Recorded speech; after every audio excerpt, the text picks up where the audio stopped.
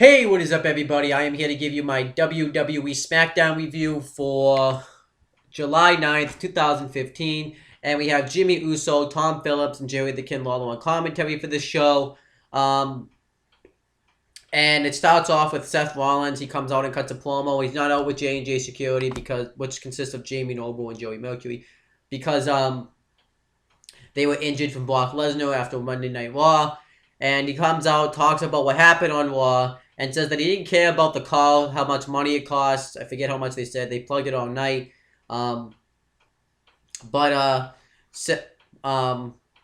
He says he cared because that was a call for his family, J&J Security, and they're not here tonight, and he's upset that they did that to his family. And he says that he's going to destroy Brock Lesnar at Battleground. And then, what's his face? Paul Heyman. Well, first, the Cadillac comes out, the smash. They bring it, a truck backs it out, and then Paul Heyman comes out. I marked out when I heard him. I didn't think he would be on SmackDown. And he talks about how Brock Lesnar was going to destroy Seth Rollins. He is not going to send him to the depths of hell. He's going to send him to a much worse place. He is going to send him to Suplex City, bitch. He didn't say bitch, but... And then he says that you're going to get a new reign. And then Seth Rollins talks about his accolades, how he destroyed, how he was the architect, and he destroyed the Shield. He cashed in the Money in the Bank at WrestleMania, and he reunited the Authority. Then Paul Heyman says, "Well, you're going to get destroyed by Brock Lesnar, and you will he's about to say that Brock Lesnar is going to be the reigning defending WWE Undisputed Champion, but Seth Rollins cuts him off, and he says that he will be like Paul Heyman would, and then that was it. I thought this was a really good promo here. It was really cool to see, Paul Heyman and Seth Rollins. It was a nice way to build up this feud, so I thought this was cool. And this was actually the best thing that happened on this show, I'm not going to lie. And it's not really saying much, I guess. And then we get Dean Ambrose versus Bo Dallas. I actually enjoyed this match. I thought this was a pretty good match here. Bo Dallas destroys Dean Ambrose in this match. Ambrose ends up going shoulder first into the steel post, and then he throws him into the barricade a bunch of times, and he just really dominates Dean Ambrose. Dean Ambrose makes his comeback. He hits his rebound clothesline. He starts going off on him. Ambrose hits a suicide dive right onto Bo Dallas, which was really cool. And then Ambrose tries to go off the top rope, but Bo Dallas grabs him, hits an arm drag on him, and a wicked clothesline, but Dean Ambrose kicks out. Then he goes for the Bulldog. Ambrose counters and starts hitting all his moves on him. Hits the elbow. He goes for the Dirty Deeds. Bo Dallas counters. He goes for the clothesline. Ambrose ducks it, and then he puts him in position into the Dirty Deeds, which I thought was pretty cool. So I actually really liked this match here. It was really enjoyable. It was actually pretty good stuff. Even though I think they should be using Bo Dallas a lot better, but I thought that was pretty good stuff. And then Seth Rollins is backstage, and Big Show's backstage, and he talks about how he doesn't have J&J Security anymore. And Seth Rollins says he doesn't need them, but he says that he thanks him for his support. He could use his help if he wants it. And Big Show wants Seth Rollins to destroy Ryback. And Big Show says he's going to destroy Roman Reigns tonight. I thought this was pretty cool. I thought this was a fine backstage segment. One isn't anything special. Then we get Rusev with Summer Rae versus Fandango. Rusev now wrestles with wrestling boots on. He doesn't wrestle, with no boots on. I thought that was cool. Well, I mean, that was interesting. And this was pretty much just a match here. Rusev wins with a kick to the head and the accolade. I thought it was okay. Then we get Roman Reigns versus Big Show.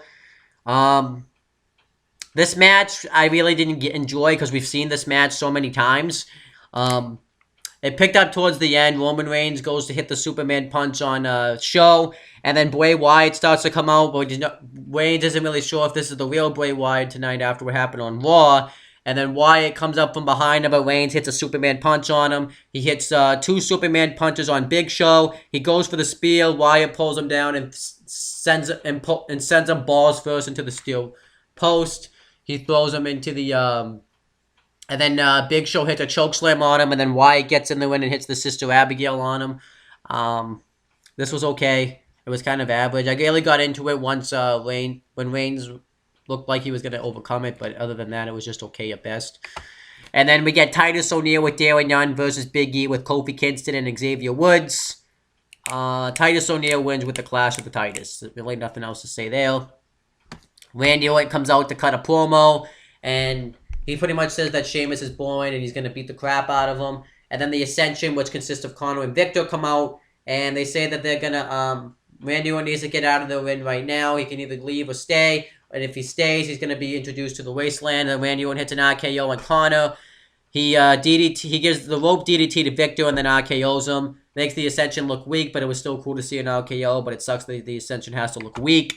Then we get Brie Bella and Alicia Fox with Nikki Bella versus Naomi and Tamina Snuka.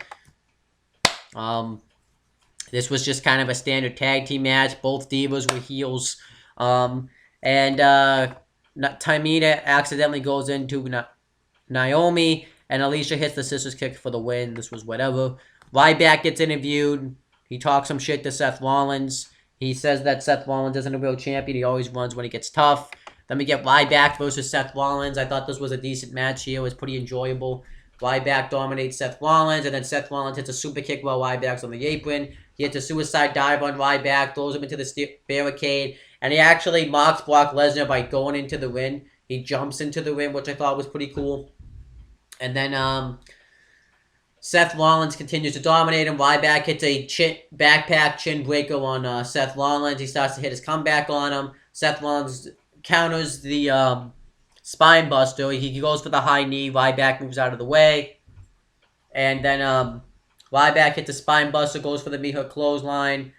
But Seth Rollins gets out of it. No, he hits it. And then Ryback goes for shell shock. Seth Rollins gets out of it. And then he hits an enziguri on Ryback. Seth Rollins has had enough, which didn't make any sense because Rollins could have just tried to hit the pedigree on him, but whatever. Ryback keeps trying to pull him inside the ring, but Seth Rollins keeps escaping. He goes for the shell shock outside the ring. Rollins escapes from the fans. And Ryback gets in the ring. Seth Rollins loses by countout. Then Big Show comes out. They both go to double team Ryback. And they are just beating the shit out of him. And Roman Reigns comes out, takes out Big Show with a spear. And Ryback takes out Rollins with the shell shock. And Ryback and Reigns celebrate together. That wasn't really anything special. I thought that was just kind of a generic way to end SmackDown.